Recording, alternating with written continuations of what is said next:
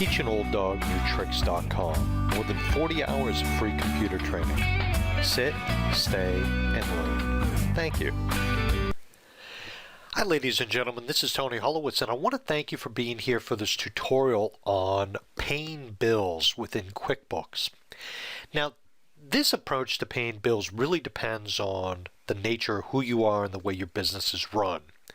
For example, if you're a small business, you might get a bill, and you might take that bill or that invoice and set it in a pile because you know once a week or once a month or once every couple of weeks, whatever it is, you go to that pile, you pull them out, and you pay your bills.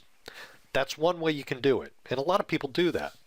But let's say that you're a bigger company and you get a lot of bills, and sometimes it has to be made, or a decision has to be made as to which bills you're going to pay at what time.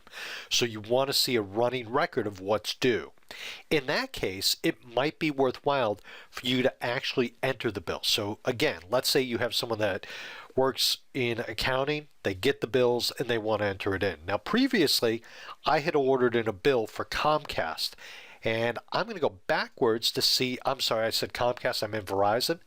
I'm going to go backwards to see this bill. Now, the reason we enter things in is because we can see a report on bills that are due. And then you can decide what you want to pay.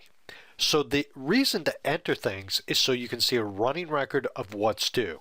What I'm going to do for a moment is I'm going to close this, and I'm not going to go through this too much here because I think what you're going to find is based on working with estimates and invoices, you're going to see that as you enter the vendor the very first time, it's going to ask you some questions to set it up so it will be in there forever. So I'm not going to repeat this at this point because I think you're sort of getting the point that you put things in the first time, you enter it properly, and then it's there forever.